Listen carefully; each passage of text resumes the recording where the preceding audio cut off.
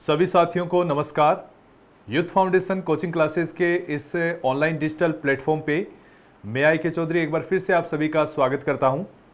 आज हम Indian geography का एक महत्वपूर्ण सेगमेंट है उसको डिस्कस करने वाले हैं। सेगमेंट का नाम है हिमालय माउंटेन रीजन, हिमालय पर्वतीय प्रदेश। तो चलिए आज की इस महत्वपूर्ण कक्षा को शुरू करते हैं। हिमालय पर्वतीय प्रदेश जानेंगे इस सेगमेंट में कि किस तरह से हिमालय माउंटेन रीजन के बारे में, हिमालय पर्वतीय प्रदेश के संबंध में हमारे जो है एग्जाम्स में क्वेश्चन है पूछे जाते हैं। हेडिंग लगा लीजिएगा, हिमालय पर्वतीय प्रदेश, हिमालय माउंटेन रीजन।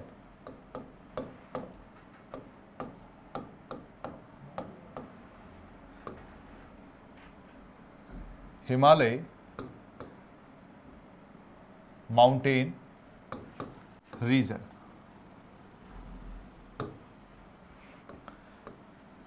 चलिए शुरुआत करते हैं हिमालय माउंटेन रीजन के बारे में। तो कुछ परिचयात्मक बातें, कुछ इंट्रोडक्टरी पार्ट है। सबसे पहले हम जानेंगे कि हिमालय माउंटेन रीजन्स हैं उसके बारे में किस टाइप के सवाल हमें बनते हैं। सबसे पहले बात आती है कि इस हिमालय का जो निर्माण हुआ है, जो फॉर्मेशन हुआ है, वो किस पर हुआ है। तो माना जाता है कि हमारा जो हिमालय माउंटेन रीजन बना है वो टेथिस सागरीय भूसन्नति पर बना है। टेथिस सागर के ऊपर इसका निर्माण हुआ है।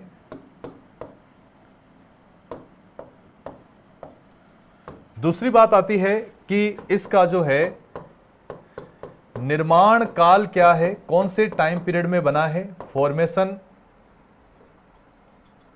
टाइम पीरियड क्या है, फॉर्मेशन टाइम पीरियड क्या है। तो माना जाता है कि हिमालय जो है वो नवजीवी महाकल्प के अंदर इसका निर्माण हुआ है। नवजीवी महाकल्प।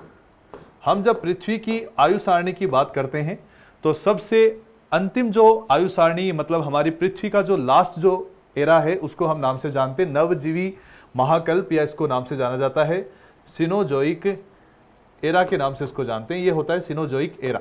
तो निर्माण काल हिमालय का है वो माना जाता है नवजीवी महाकल्प।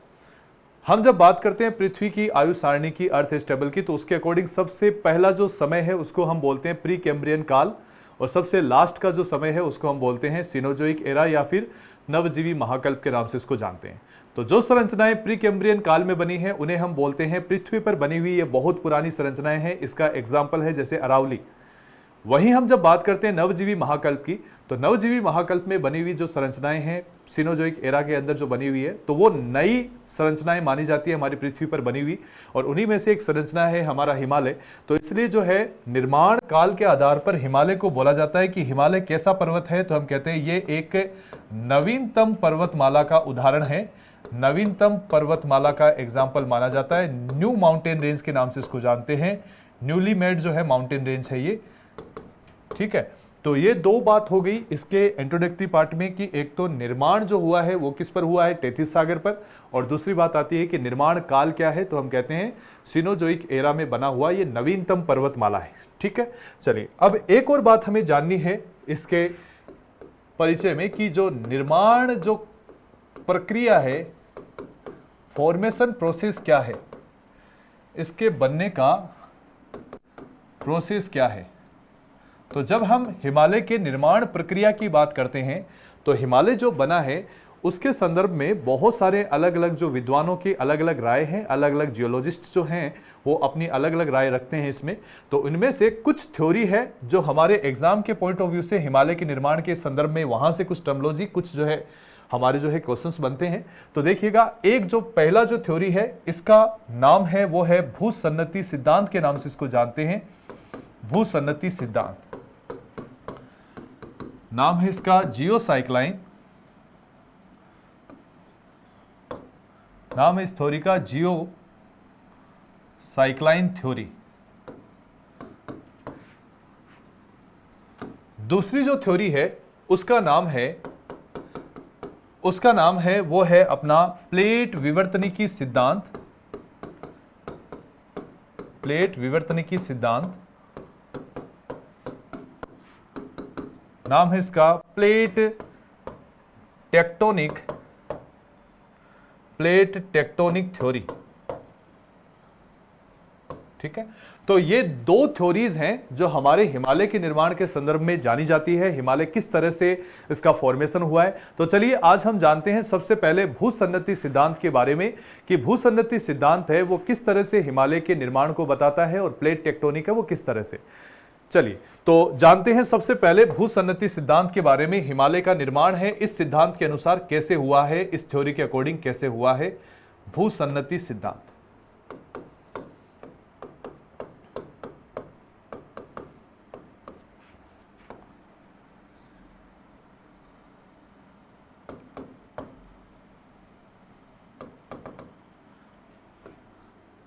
जियोसाइक्लाइन थ्योरी, देखिएगा इस थ्योरी के जो प्रणेता है, जो इस थ्योरी को जिन्होंने ओरिजिनेट किया या यूं कहे कि इसको दिया है, उनका नाम है, वो है एक वैज्ञानिक है, नाम इनका कोबर नाम के जो है भूगोलवेता जियोलॉजिस्ट है, उन्होंने इस थ्योरी को दिया है और इन्होंने एक टर्म इसमें यूज लिया है और इस शब्द जो आपको दिख रहा है इसका नाम है वो है भूसन्नति।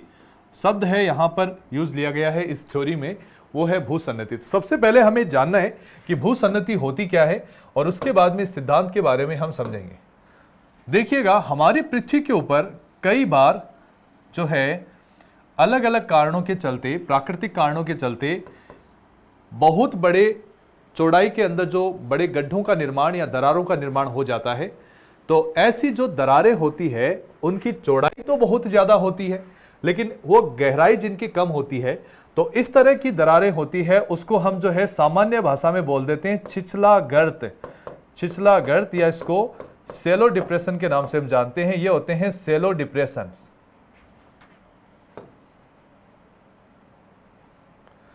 ये सेलो डिप्रेशंस होते हैं। इसको समझने के लिए आप कह सकते हैं जिसका गहराई कम हो लेकिन चौड़ाई अधिक हो, कम गहरा लेकिन अत्यधिक चौड़ा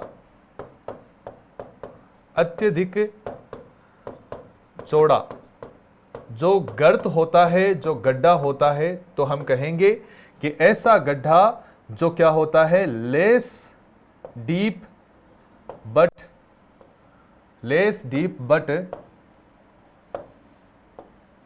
एक्सेसिव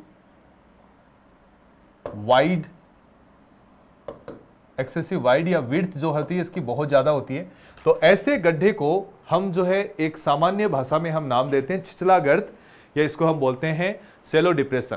तो इन्हीं सेलो डिप्रेशंस को हमारी जियोग्राफी में एक नाम दिया जाता है, इनको बोलते हैं भूसन्नति या इनको बोला जाता है जियोसाइक्लाइंस। ठीक है, तो जियोसाइक्लाइन का मतलब पहले आपको समझना है इस थ्योरी को समझने से पहले कि जियोसाइक्लाइन क्या है। हमारी पृथ्वी पर दरार या कोई गड्ढे का जब निर्माण हो जाता है, ऐसा गड्ढा जिसकी गहराई कम हो मतलब लेस डीप हो लेकिन इसकी चौड़ाई या वाइड जो है वो ज्यादा हो, तो चौड़ा ज्यादा होता है, तो ऐसे गड्ढों को हम जो है भूसन्नति या जियोसाइक्लाइन के नाम से जानते हैं। अब इन जियोसाइक्लाइंस में क्या होता है कि जब आसपास के एरिया से बहता हुआ पानी आता है, बहता हुआ पानी जो हम नदी के रूप में हम इसको देखते हैं, रिवर या जो नदी के रूप में हमें दिखाई देते हैं ये पानी, तो बहता हुआ जो पानी है वो आकर के, चूंकि पानी की जो है वो क्या होती है प्रकृति की, हमेशा ढाल के अकॉर्डिंग बहेगा, ऊंचाई से नीचाई के एरिया में आएगा और फाइनली अपने पानी को किसी जाकर गड्ढे में डालेगा। ठीक है, तो इस तरह से जब इन गड्ढों में पानी भर जाता है तो पानी भरने से जो है झील का निर्माण हो जाता है। जब ये बहुत बड़ी होती है, चौड़ाई में ज्यादा होती है, तो ऐसी झीलों को ही हम सागर के नाम से जानते हैं। और यहां पर जो है समय के साथ में एक सागर का निर्माण हुआ और इस सागर का नाम क्या रखा गया है, टेथिस सागर। ठीक है, तो ये है अपना टेथिस सी और इसी टेथिस सी के ऊपर हिमालय का निर्माण हुआ है। भूसन्नति सिद्धांत है वो किस तरह से इसके बारे में बताता है वो हमें समझना है। ठीक है, तो भूसन्नति का मतलब हो गया कि टेथिस सागर वाला जो एरिया जो है एक कम गहरा लेकिन चौड़ा अधिक है, उसी को भूसन्नति कहते हैं। या हम इसको एक और नाम से जान सकते हैं कि ये जो भूसन्नति है इसी को हमने बोला टेथिस सागरीय भूसन्नति है और इसी के ऊपर हिमालय का निर्माण हुआ है। ठीक है, अब कोबर है वो किस तरह से इसके बारे में बताता है तो वो समझिएगा। कोबर कहता है कि जब हमारी पृथ्वी के प्रोस्पेक्टिव में हम जब देखते हैं तो हमारी जो है पृथ्वी के ऊपर ये नदियां जो बह रही है इन सेलो डिप्रेशंस में जा रही है, साथ में लेके जाती है बहुत सारे अवसादों को। चूंकि ये जो अपना इन सेलो डिप्रेशंस का जो सरफेस है, मतलब ये जो अपना इसका जो तल है, इस तल की एक कैपेसिटी होती है कि एक अधिक से अधिक मात्रा में ये वजन को सहन कर सकता है, लेकिन यदि उससे ज्यादा मात्रा में इसके ऊपर वजन आ जाएगा तो ये तल क्या होगा, मुड़ना शुरू हो जाएगा, इसके अंदर बेंड आना शुरू हो जाएगा। इसी को आप समझिएगा किस तरह से इसके ऊपर जो है वजन है वो बढ़ता गया। पानी का जो वजन है वो वेट जो है वो ये सहन कर लेता है, लेकिन जो है नदियों के साथ बहा कर लाए गए अवसाद है वो लगातार यहां पर जमा होते चले जाएंगे, और लगातार जमा होने से इसका जो पेंदा है, इस पेंदे के ऊपर जो है लगातार क्या होगा कि हम कह रहे हैं कि इस पेंदे के ऊपर जो है वो वेट है वो बढ़ता चला जाएगा। और जब ये बहुत बड़ी मात्रा के अंदर जो है यहां पर अवसादों का, सेडिमेंट्स का जमाव हो जाएगा, तो यहां पर ये सेडिमेंट्स है आपस में मिलकर के एक चट्टान का निर्माण करेंगे, और इसे चट्टान को नाम से जानते हैं अवसादी चट्टान। इसी को बोलते हैं सेडिमेंट्री रॉक्स। सेडिमेंट्री रॉक्स के नाम से इसको जानेंगे, ये है सेडिमेंट्री रॉक्स। अब ये जो सेडिमेंट्री रॉक्स होती है, जब ये चट्टान बन जाएगी तो इस पेंदे के ऊपर बहुत ज्यादा वजन आ जाएगा, बहुत ज्यादा भार आ जाएगा, ठीक है।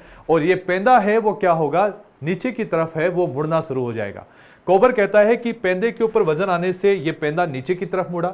जैसे हम इसका एग्जाम्पल देख सकते हैं कि हमारे हाथ में यदि कोई कागज है, उसके ऊपर आप वेट बढ़ाते जाओ तो वो क्या होगा, धीरे धीरे नीचे की तरफ मुड़ना शुरू होगा।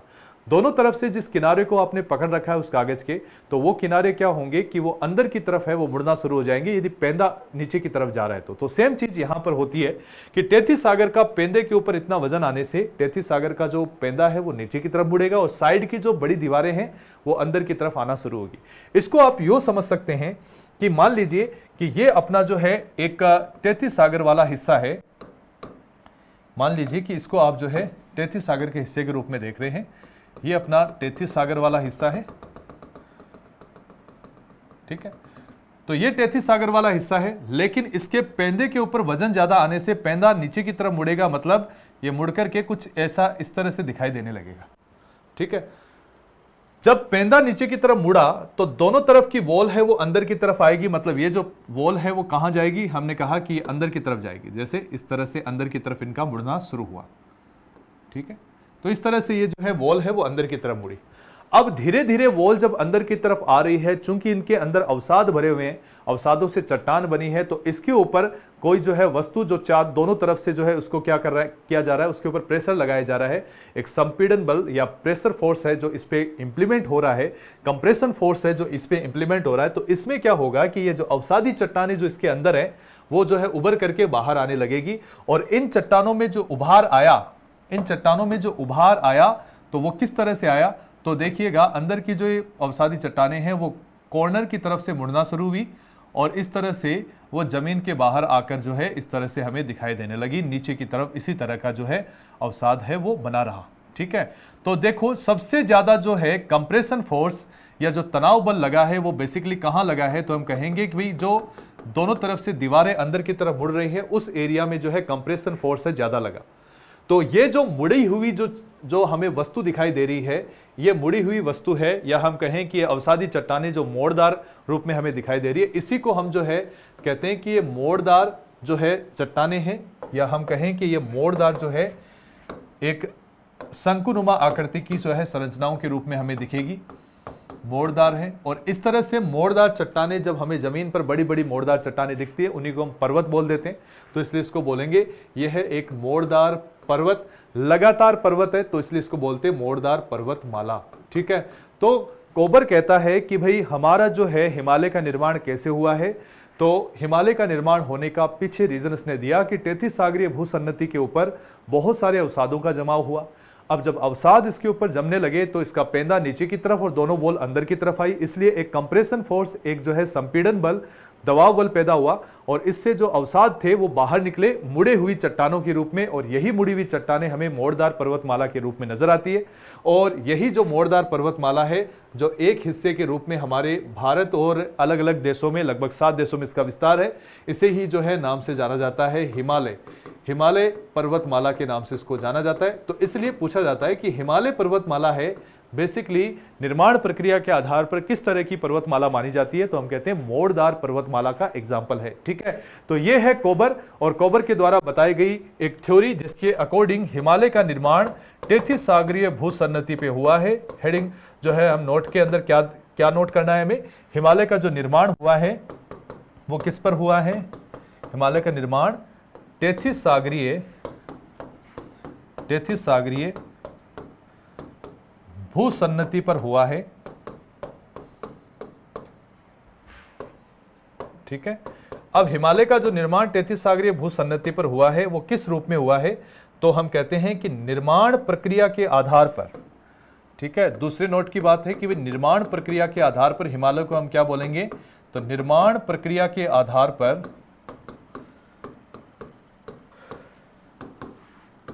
पर हिमालय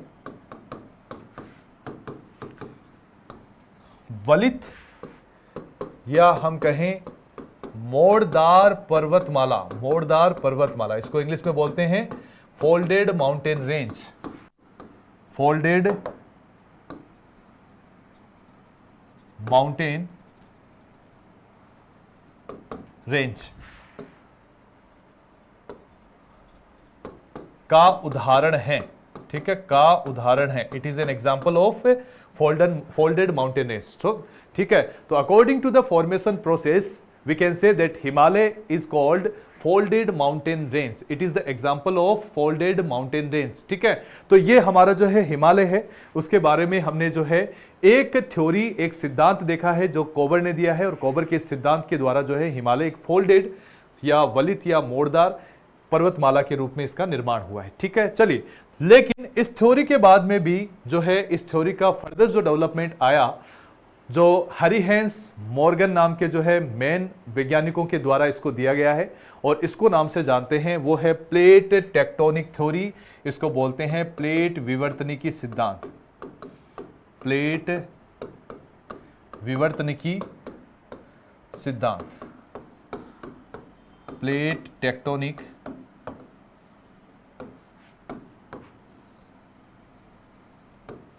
थ्योरी,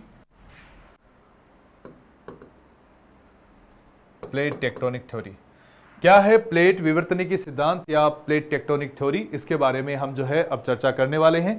तो देखते हैं प्लेट टेक्टोनिक थ्योरी के बारे में कि किस तरह से हिमालय के निर्माण के बारे में ये कुछ जानकारियां हमें साझा करती है, किस तरह से ये बताती है कि हिमालय का निर्माण कैसे हुआ है। ठीक है, कोबर और हरीहेंस मॉर्गन नाम के वैज्ञानिक इसमें मेन माने जाते हैं जिन्होंने इसको दिया है। इस थ्योरी के अंदर जो है एक वर्ड यूज लिया गया है प्लेट विवर्तनिकी, प्लेट टेक्टोनिक। सबसे पहले हम जानते हैं कि प्लेट टेक्टोनिक है वो शब्द है, इसका मतलब क्या होता है। जब हम बात करते हैं हमारी पृथ्वी की, तो हमारी पृथ्वी के नीचे की सतहों के ऊपर, नीचे की जो है सरफेस एरिया है, सरफेस जो नीचे का है, उसके अंदर हमें क्या है कि बहुत बड़ी बड़ी, छोटी बड़ी, बहुत सारी अलग अलग तरह की चट्टानें पाई जाती है या यहाँ पर हमें मिलती है। ठीक है, तो हमारी पृथ्वी के धरातल के जब नीचे जाएंगे तो यहाँ पर जो है हमें चट्टानें मिलेगी।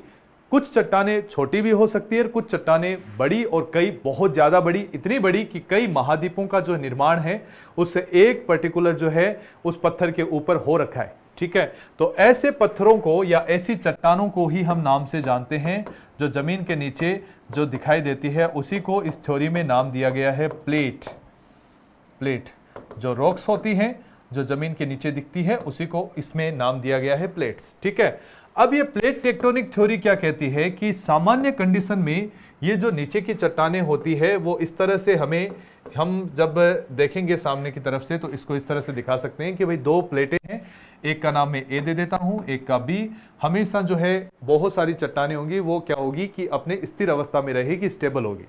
लेकिन किसी कारणवश, किसी रीजन के चलते यदि इन दोनों में मोमेंट शुरू हो जाए, या हम कहें कि इन दोनों के बीच में गति शुरू हो जाए, गति का कारण बहुत सारी अलग अलग चीजें हो सकती है। मेनली इंटरनल फोर्सेस की चलते, इंट्रूसिव फोर्सेस होते हैं, आंतरिक बल होते हैं पृथ्वी में, इसकी वजह से इसमें मोमेंट शुरू होता है। और यदि इनका मोमेंट है वो आमने सामने की तरफ होने लग जाए, तो मतलब दो प्लेटें आमने सामने की तरफ जो है गति करने लग जाए, तो इसको बोलते हैं अभिसारी गति। इसको बोला जाता है अभिसारी गति, कन्वर्जेंट मोशन। और जब कन्वर्जेंट मोशन होगा तो उसमें एक समय के बाद में इन दोनों प्लेटों को हम देखेंगे कि इनमें एक टक्कर होगी, और ये जो टक्कर होगी, मान लीजिए कि ए प्लेट थोड़ी भारी है और बी कंपेरेटिवली थोड़ी सी लाइट है या हम कहें कमजोर है। तो यहां पर जब दो प्लेटों की टक्कर होगी स्थल मंडल के नीचे, जो हम स्थल मंडल जिस पे हम रह रहे हैं, लिथोस्फीयर, तो यहां पर जो है हमें क्या होगा कि इन प्लेटों में टक्कर की वजह से एक प्लेट है वो मुड़ करके जमीन के नीचे जाना शुरू हो जाएगी। समझ लो ए प्लेट है वो नीचे की तरफ गई क्योंकि ये भारी थी, और दूसरी प्लेट में टक्कर होने से ये आगे का हिस्सा इसका मुड़ करके जमीन के बाहर हमें नजर आने लगेगा। और इस तरह से ये मुड़ी हुई जो प्लेट या हम कहेंगे चट्टान ही हमें जो है एक वलित या मोड़दार पर्वतमाला के रूप में नजर आती है। ठीक है, और प्लेट टेक्टोनिक थ्योरी है वो यही बताती है कि जमीन की नीचे की जो चट्टानें बनती है समय के साथ में उसमें कोई मोशन या हम कहें गति शुरू हो जाती है, तो दोनों में टक्कर हो जाती है, और टक्कर होने की वजह से एक प्लेट जब जमीन के ऊपर आउटर की तरफ मुड़कर आ जाती है तो इसको हम बोलते हैं, इसी को बोलते हैं फोल्डेड माउंटेन रेंज। इंग्लिश में इसको बोलेंगे फोल्डेड माउंटेन रेंज, जैसे कि हमारा हिमालय। ठीक है, तो हिमालय जो है, हिमालय पर्वतमाला, उसके बारे में कहा जाता है कि हिमालय का निर्माण है वो दो प्लेटों में टक्कर से हुआ है। अब जब इन प्लेटों को आइडेंटिफाई किया जाता है, जब इनको जो है पहचानने की कोशिश की जाती है, तो पता लगता है कि ये जो ए प्लेट जिसको हम नाम दे रहे हैं, इसके ऊपर इंडिया मतलब भारत का, दक्षिणी भारत का हिस्सा और ऑस्ट्रेलिया का हिस्सा जो है इसी के ऊपर था, तो इसलिए इसको नाम से जानते हैं इंडो ऑस्ट्रेलियन। इसको बोलते हैं इंडो ऑस्ट्रेलियन प्लेट के नाम से इसको जाना जाता है। यह है इंडो ऑस्ट्रेलियन प्लेट। और जो चट्टान मुड़कर के जमीन के बाहर हिमालय के रूप में दिखाई दे रही है, इसके ऊपर यूरोप और एशिया महाद्वीप बसा हुआ है, इसलिए इसको बोलते हैं यूरेशियन प्लेट के नाम से इसको जाना जाता है। यह है यूरेशियन प्लेट। ठीक है, तो प्लेट टेक्टोनिक थ्योरी है वो बताती है कि हमारे हिमालय का जो निर्माण हुआ है वो किस तरह से हुआ है, दो प्लेटों के बीच में टक्कर से। और ये जो टक्कर हुई है वो इंडो ऑस्ट्रेलियन प्लेट की यूरेशियन प्लेट से हुई है, जिससे क्या हुआ कि यूरेशियन प्लेट है वो मुड़ करके जमीन के बाहर आ गई, और ये लगातार मोड़दार के रूप में या हमें वलित या फोल्डेड के रूप में हमें बाहर दिखती है जमीन के बाहर, और इसी से जो है हमारा हिमालय है वो बना है। तो हमारा हिमालय है बेसिकली यूरेशियन प्लेट के मोड़ है जो जमीन के ऊपर नजर आते हैं according to the plate tectonic theory. Plate tectonic theory एक ऐसा थ्योरी या एक ऐसा सिद्धांत है जो न सिर्फ इस तरह के फोल्डेड या वलित पर्वतों के जो है निर्माण को बताता है, जबकि ये इस तरह से भी बताता है कि जब प्लेटों में टक्कर होगी तो इसको हम स्थल मंडल पर किस रूप में महसूस करेंगे। तो ये जो भारी प्लेटों की टक्कर होती है तो उसमें हमें जमीन के ऊपर हमें नजर आते हैं, हमें जो है महसूस होते हैं भूकंप, जिसको अर्थक्वेक्स, जब जमीन कांपने लगती है। तो प्लेट टेक्टोनिक थ्योरी है। इसके अलावा भूकंपों का निर्माण और किस तरह से भूकंप बनते हैं, भूकंप जोन जो है उसका जो किस तरह निर्धारण होता है, तो ये सारी चीजें हैं प्लेट टेक्टोनिक थ्योरी है एडवांस फॉर्म में हमें बताती है। ठीक है, अभी फिलहाल हम हिमालय की बात करें तो हिमालय के पर्सपेक्टिव में हमें ये सारी बातें। अब बात करते हैं कि प्लेटों में ये जो टक्कर होती है वो टक्कर होने के बाद में हो सकता है ये प्लेटों में टक्कर है वो खत्म भी हो जाए, हो सकता है लगातार चलती रहे। और हिमालय के बारे में माना जाता है कि ये जो प्लेटें हैं इंडो ऑस्ट्रेलियन प्लेट और यूरेशियन प्लेट, इसके बीच में ये जो टक्कर हो रही है, जो प्रेशर आज भी जो है इसी तरह से मौजूद है, और इस वजह से यहां पर क्या है, ये टक्कर जारी है। टक्कर जारी है इसका मतलब ये जो मोड़ है वो धीरे धीरे और भी बढ़ रहे हैं। तो इसलिए हम कह सकते हैं कि आज जो हिमालय दिख रहा है, हो सकता है कि आने वाले करोड़ साल बाद में हिमालय की जो है ऊंचाइयां भी बढ़ जाए। ठीक है, और टक्कर जारी इसका मतलब हम पूछें कि क्या हिमालय का जो फॉर्मेशन निर्माण क्या पूरा हो चुका है, तो हम कहेंगे नहीं, हिमालय में अभी तक निर्माण होना अभी भी बाकी है। कब तक होगा इसका हमें अंदाजा नहीं है, लेकिन होता रहेगा। तो इसका मतलब है हिमालय का निर्माण है अभी भी पूरा नहीं हुआ है। इस तरह से हम जो है इसको देखते हैं कि नवीन पर्वतमाला के साथ ऐसी नवीन है कि अभी भी इसका निर्माण, करोड़ों सालों पहले निर्माण शुरू हुआ और अभी भी निर्माण इसका जारी है। ठीक है, चलिए तो अब जो है हिमालय के बारे में हमें नोट डाउन करने वाली बातें हैं वो देखिएगा। हमने इसमें क्या कुछ चीजें जानी हैं। तो हमने कहा हिमालय का जो निर्माण है कौन सी प्लेटों में टक्कर से हुआ है, तो हम कहेंगे हिमालय का निर्माण इंडो ऑस्ट्रेलियन प्लेट का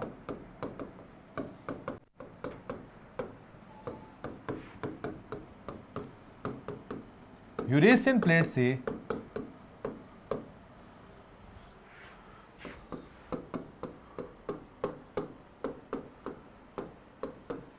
टक्कर के कारण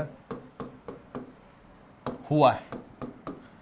इंडो ऑस्ट्रेलियन प्लेट का यूरेशियन प्लेट से टक्कर के कारण हिमालय का निर्माण हुआ है। ठीक है, दूसरी बात करते हैं, क्या हिमालय के अंदर जो है ये निर्माण पूरा हो गया है, तो हम कहते हैं हिमालय का निर्माण अभी भी क्या है, हिमालय का निर्माण अभी भी है जारी, अभी भी जारी है।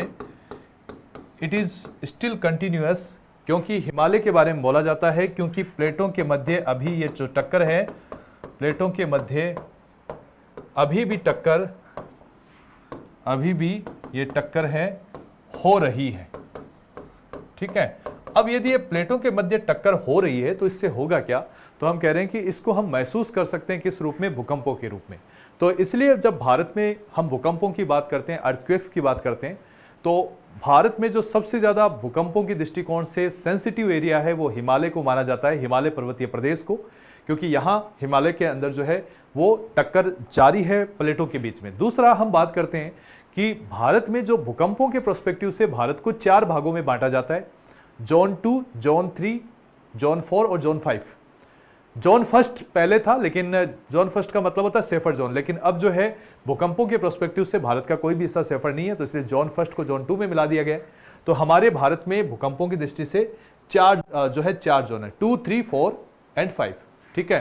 तो अब हम बात करते हैं कि इनमें से सबसे ज्यादा किस तरह से डिसाइड किया गया है कि भाई जो सेकंड है वहां कम भूकंप, मतलब कम तीव्रता के भूकंप आएंगे, उसके बाद में आगे बढ़ते बढ़ते 5 जो जोन होगा वहां पर बहुत ज्यादा तीव्रता के भूकंप आएंगे। तो इसलिए हम कहें कि हिमालय है वो भूकंपों के दृष्टिकोण से क्या है, तो हम कहते हैं हिमालय पर्वतीय प्रदेश भूकंपों के दृष्टिकोण से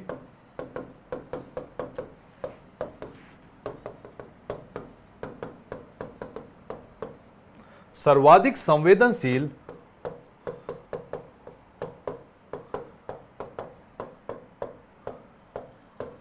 क्षेत्र है। It is the most sensitive area according to the earthquakes, ठीक है। तो ये बहुत ज्यादा जो है सेंसिटिव जोन है अपने भूकंपों के दृष्टिकोण से। हम जो है इसको बता सकते हैं कि भाई भूकंप ज्यादा आएंगे तो इसको हम कौन से जोन में शामिल करेंगे, तो हम कहते हैं हिमालय पर्वतीय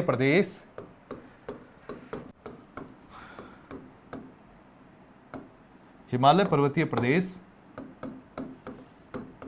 भूकंपों के दृष्टिकोण से कौन से जोन में आता है, तो हम कहते हैं भूकंप जोन 5 का भाग है, का हिस्सा है,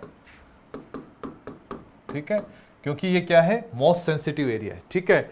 और हम कह सकते हैं कि हिमालय का निर्माण अभी पूर्ण नहीं हुआ है, हिमालय का जो है निर्माण अभी क्या है, अभी भी जारी है, प्लेटों के मध्य अभी भी टक्कर जारी है, ये पॉइंट हम लिख चुके हैं। तो ये सारी बातें हैं हिमालय के प्रोस्पेक्टिव में कि हिमालय है वो किस तरह से बना और उससे संबंधित जो बातें हमारे एग्जाम में हमें पूछी जाती है, ठीक है। चलिए, तो अब इसको हम फटाफट से एक बार रिवाइज कर लेते हैं कि हिमालय के अंदर हमने क्या कुछ चीज़ें हैं वो जानने का जानकारी है वो अपने यहाँ पर हमने कलेक्ट किया है। हिमालय पर्वतीय प्रदेश ये हमारा टॉपिक था, हिमालय रीजन। और हिमालय रीजन को हमने सबसे पहले बात की कि हिमालय का जो निर्माण हुआ है, हिमालय का जो निर्माण हुआ है वो किससे हुआ है, तो हमने कहा हिमालय का जो निर्माण हुआ है वो अपने टेथिस सागर के ऊपर हुआ है। टेथिस सागर एक जो है भूसन्नति के रूप में है। हम बात करते हैं निर्माण काल, तो ये नवजीवी महाकल्प सिनोजोइक एरा में बना है। इसके बाद में हमने बात की कि इसका निर्माण प्रक्रिया क्या, किस प्रोसेस से बना है, तो 2 थ्योरीज हैं, एक भूसन्नति सिद्धांत जियोसाइक्लाइन थ्योरी और एक है प्लेट विवर्तनिक सिद्धांत प्लेट टेक्टोनिक थ्योरी, ठीक है।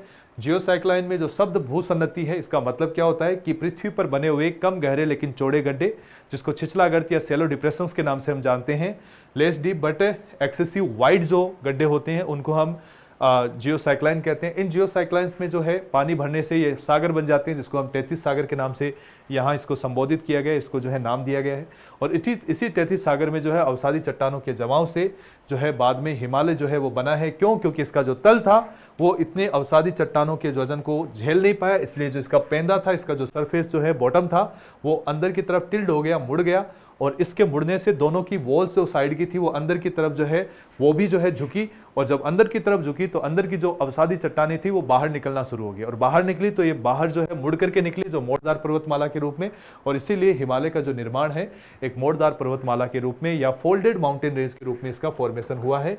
ये है हिमालय जो फोल्डेड माउंटेन रेंज के रूप में हमें बनता हुआ नजर आता है, ठीक है। चलिए, इसके बाद में हमने बात की कि जो है इसी की हमने थ्योरी कुछ लिखी है कि भाई निर्माण प्रक्रिया के आधार पर हिमालय वलित या मोड़दार पर्वतमाला का उदाहरण है। किस टाइप का जो पर्वतमाला है, तो दो तरीके से बताया जाता है। निर्माण काल के आधार पर कि कौन से टाइम पीरियड में बना है, उसके अकॉर्डिंग इसको बोलते हैं नवीनतम या बहुत नया जो है पर्वत कहा जाता है। और जब हम बात करते हैं इसके कि निर्माण प्रक्रिया के आधार पर कैसा है, तो ये वलित या मोड़दार पर्वतमाला का उदाहरण है, हिमालय माना जाता है। ठीक है, चलिए इसके बाद में हम आगे बात करते हैं कि भाई ये जो प्लेट टेक्टोनिक थ्योरी है, प्लेट विवर्तनिक सिद्धांत है, वो क्या कहता है। तो प्लेट विवर्तनिक सिद्धांत कहता है हमारा जो लिथोस्फीयर है, स्थल मंडल है, उसके नीचे बहुत बड़ी बड़ी छोटी बड़ी जो है चट्टाने पाई जाती है, इनको प्लेट्स नाम इसमें दिया गया, शब्द लिया गया विवर्तनिकी। विवर्तनिक का मतलब होता है हलचल, विवर्तनिकी टेक्टोनिक का मतलब होता है हलचल। तो इसको हम सामान्य भाषा में कह सकते हैं चट्टानों के बीच की हलचल, प्लेट टेक्टोनिक, वहां से ये ओरिजिनेट हुआ है सब। प्लेट टेक्टोनिक थ्योरी है, उसके बारे में जो है हम देखते हैं तो ये कहती है कि जमीन के नीचे की चट्टानों में अलग अलग तरह की हलचल होती है आंतरिक बलों के कारण, इंट्रूसिव फोर्सेस की वजह से। जब ये हलचल होती है तो प्लेटें जो है चलना शुरू कर देती है, मोमेंट होता है इनके बीच में। यदि आमने सामने का मोमेंट हो तो इसको बोलते हैं अभिसारी गति, कन्वर्जेंट मोशन। और आमने सामने का जो है गति होगी तो क्या होगा कि दोनों प्लेटें आपस में टकराएगी, और टक्कर होने से इनका कोलिजन जो होगा, जो कोलिजन होगा जब ये दोनों टकराएगी, तो एक प्लेट है वो भारी प्लेट है, वो जमीन के नीचे मुड़ना शुरू हो जाएगी, और जो हल्की प्लेट है वो जो है आगे का हिस्सा मुड़ करके जमीन के ऊपर फोल्डेड माउंटेन के रूप में हमें नजर आएगा, जिसको हम हिमालय कहते हैं। प्लेटों की यही जो गति है, यदि हम कहें कि लगातार होती रहती है, तो हम इनको भूकंपों के रूप में देखते हैं। और हिमालय का जो निर्माण हुआ है इंडो ऑस्ट्रियन प्लेट का, किससे, यूरेशियन प्लेट से टक्कर के कारण हुआ है। माना जाता है कि हिमालय का निर्माण अभी भी जारी है, क्योंकि ये प्लेटों के बीच की टक्कर है, अभी पूरी नहीं हुई है। तो इस दृष्टिकोण से हम जब हिमालय को देखते हैं तो भूकंपों के दृष्टिकोण से सबसे ज्यादा मोस्ट सेंसिटिव एरिया ये माना जाता है, और ये प्लेटों में टक्कर जारी है, तो इसलिए अभी भी हिमालय का निर्माण है वो जारी है, अभी भी इसका फॉर्मेशन चल रहा है। और हिमालय पर्वतीय प्रदेश को भूकंप जोन 5 का हिस्सा माना जाता है, जो कि सबसे ज्यादा सेंसिटिव जोन माना जाता है भूकंपों के पर्सपेक्टिव से। ठीक है, चलिए, तो ये सारा मामला अब तक हमने जो है इसके फॉर्मेशन और इसके बारे में समझा है।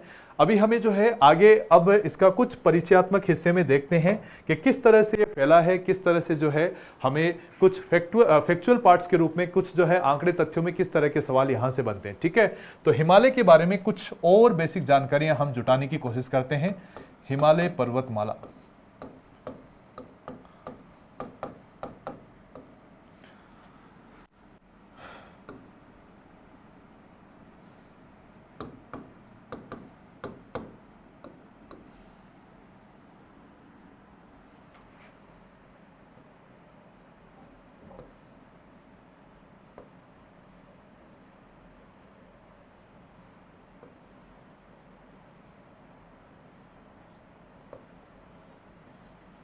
देखिएगा हमारे भारत के अंदर जब हम हिमालय को देखते हैं तो हिमालय है वो कहां पर किस तरह से नजर आता है।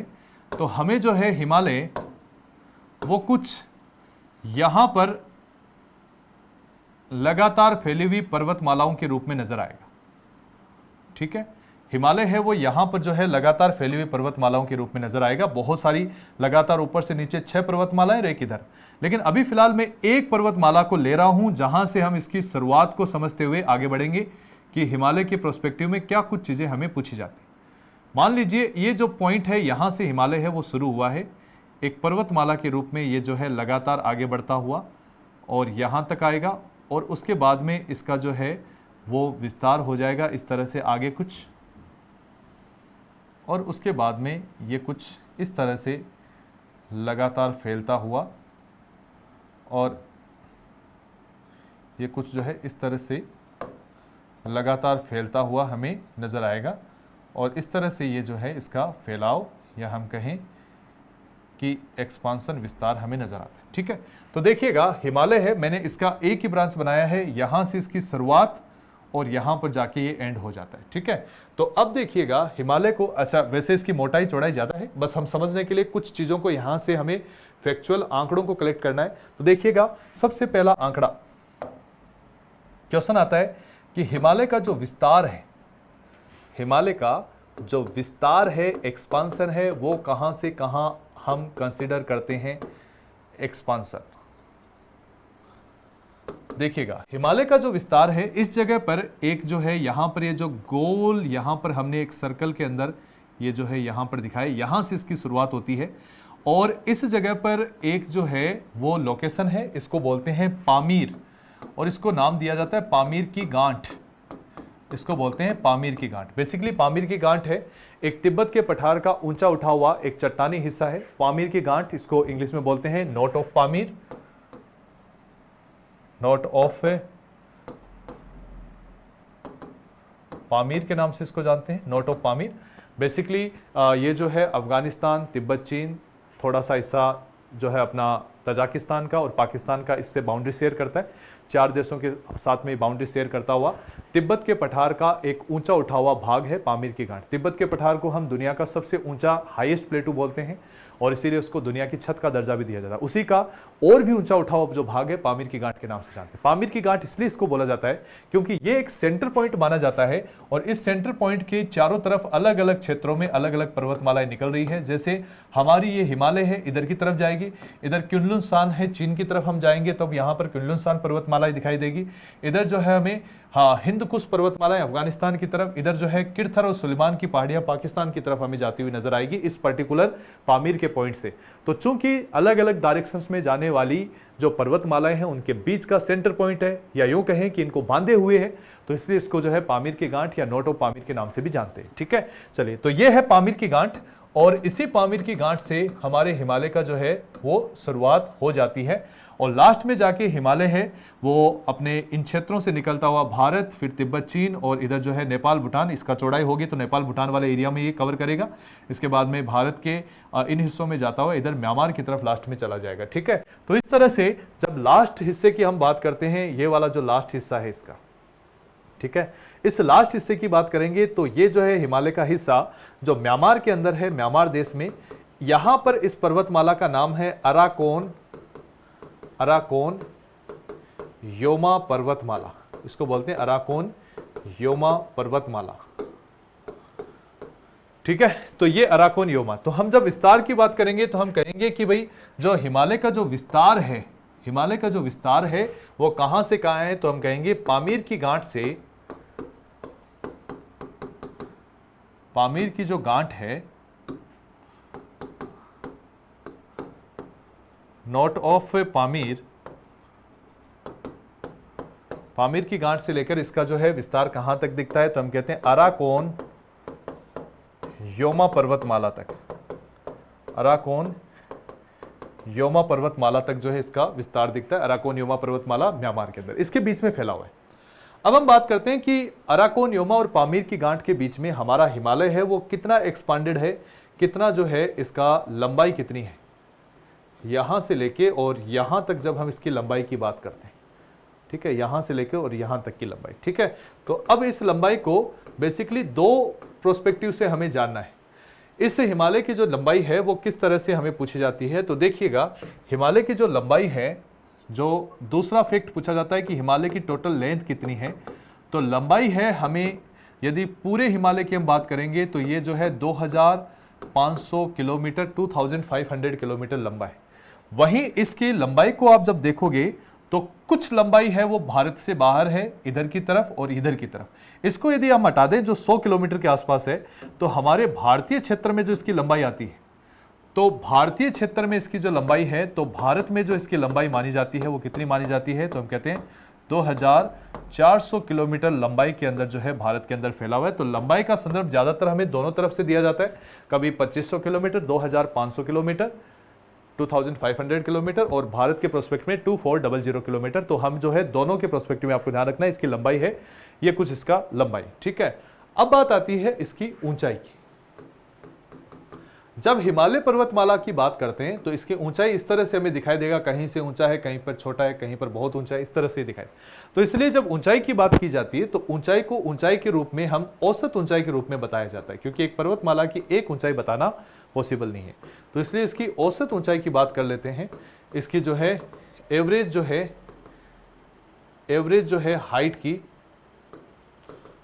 की बात कर लेते हैं और ये मानी जाती है 6000 मीटर, लगभग 6 किलोमीटर के आसपास जो है इसकी ऊंचाई मानी जाती है। ठीक है, चलिए, तो ये इसके स्ट्रक्चर से रिलेटेड कुछ बातें। अब देखिएगा एक और बात हमें जाननी है कि हिमालय को जब आप बहुत ध्यान से देखोगे तो आपको पता लगेगा कि यहां से एकदम सीधा आया और इस पॉइंट पर आकर एक पॉइंट आपको नजर आएगा। इस पॉइंट पर आकर इसमें क्या होता है, अचानक से इस पॉइंट पर आकर के और एक मोड़ जो है हमें दिखाई देने लगता है। इसमें इसी तरह से आगे चलकर इस पॉइंट्स पर भी आकर जो है एक मोड़ नजर आता है कि भाई एकदम सीधा आया, अचानक से मुड़ा, फिर यहां से सीधा गया, फिर अचानक से नीचे की तरफ मुड़ा। तो ऐसे जो तीखे मोड़ होते हैं इनको बोलते हैं अक्ष संघीय मोड़। अक्ष संघीय मोड़, इसको बोला जाता है सिंटैक्सियल बैंड। सिंटैक्सियल बैंड के नाम से इनको जानते हैं, ये होते हैं सिंटैक्सियल बैंड। ठीक है, तो जब हिमालय को आप बड़े ध्यान से देखोगे तो हमें दो यहां पर सिंटैक्सियल बैंड नजर आएंगे, पहला यहां पर ए और दूसरा यहां पर बी, दो सिंटैक्सियल बैंड। ठीक है, अब इन सिंटैक्सियल बैंड के संदर्भ में हमें जो है रेस्पेक्टिव में कुछ सवाल यहां से भी पूछ लिए जाते हैं कि हिमालय के अंदर जो है कितने सिंटैक्सियल बैंड हमें नजर आते हैं, कितने जो है सिंटैक्सियल बैंड हमें हिमालय में नजर आते हैं।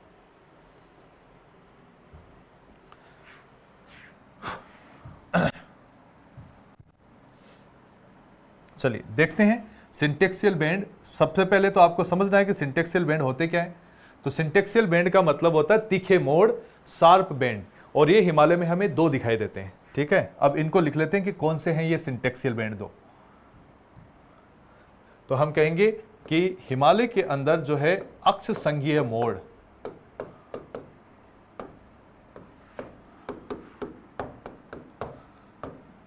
सिंटैक्सियल बैंड, और हिमालय के अंदर जब सिंटैक्सियल बैंड या अक्षसंघीय बैंडों की या अक्षसंघीय जो है मोड़ की बात करते हैं तो कितने हैं? दो।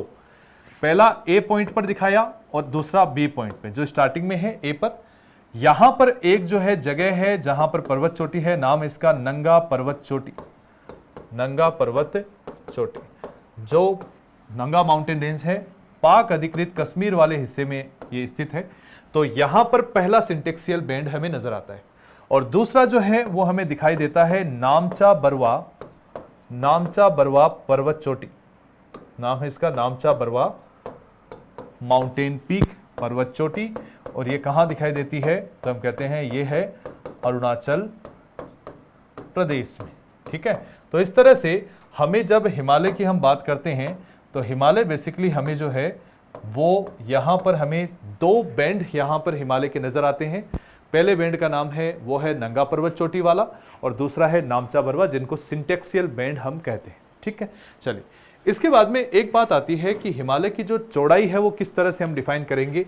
कुछ जो है फैक्ट्स के अंदर एक और बात आती है चौड़ाई की, इसकी विड्थ की। ठीक है, इसकी विड्थ कितनी है?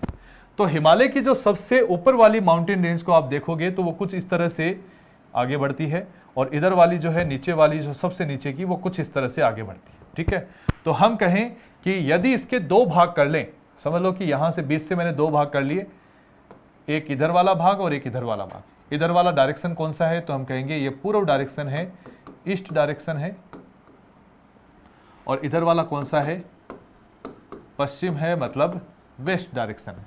तो हमें हिमालय में बेसिकली इसकी जो माउंटेन रेंज है वो कैसे दिखाई देगी? ऊपर से नीचे की तरफ आते हुए इस तरह से आगे जाके और आपस में मिलती हुई नजर आएगी। ठीक है, तो इसका मतलब यहां पर इस एरिया में जब हम इसकी चौड़ाई की बात करेंगे, जब इसकी जो है विड्थ की बात करेंगे, तो चौड़ाई यहां पर जो है विड्थ है या जो चौड़ाई है वो कैसे दिखाई देगी?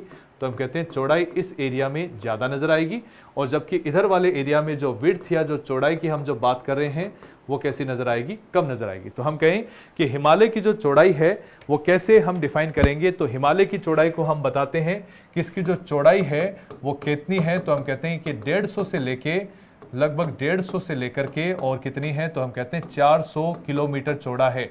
150 से 400 किलोमीटर चौड़ा है।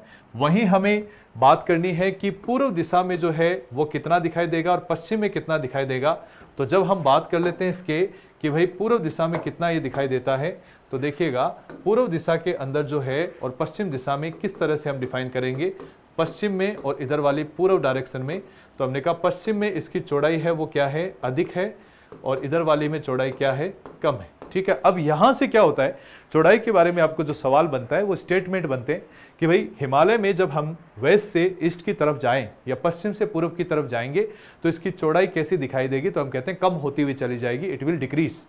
ठीक है, और यदि हम पूर्व से पश्चिम की तरफ आए, ईस्ट से वेस्ट की तरफ आएंगे तो हमारी जो है वो चौड़ाई है वो धीरे धीरे क्या होती चली जाएगी? बढ़ती चली जाएगी, इट विल इंक्रीज। ठीक है, तो ऐसे फॉल्स और ट्रू जो स्टेटमेंट आते हैं, सत्य असत्य कथन, तो उसमें एक स्टेटमेंट दे दिया जाता है बना करके पूर्व की, मतलब कि भाई इधर से इधर जाने पर चौड़ाई है वो बढ़ती है या घटती है। तो इस तरह से हमें जो है इस तरह के यहाँ से क्वेश्चंस बनते हैं। ठीक है, तो ये हमारे हिमालय के बारे में एक परिचय था जिसमें हमने कुछ यहाँ पर और अपने है ना फैक्ट्स को जो है वो देखा है। ठीक है, अभी हिमालय के बारे में और भी बहुत सारी चर्चाएं करनी है, तो आगे की चर्चाओं में हम हिमालय को कई अलग अलग भागों में अलग अलग विभाजन देखेंगे, उसके क्लासिफिकेशंस देखेंगे और उन क्लासिफिकेशंस के अंदर जो है किस तरह से क्लासिफाइड है उसको जो है आगे हम जो है डिटेल से हमें जो है ना चर्चाएं करनी है। तो हिमालय के बारे में अभी हमारी चर्चाएं हैं वो जारी रहेगी, लेकिन आज की क्लास और आज की सभा को फिलहाल हम यहीं देंगे विराम। इसी तरह से आगे आपको कंटिन्यू क्लासेस है वो यहां से हम जो है प्रोवाइड करवाते रहेंगे। हमारे साथ इसी तरह से जुड़े रहिए। तो आज की इस सभा कार्यक्रम को देते हैं विराम। धन्यवाद, थैंक यू।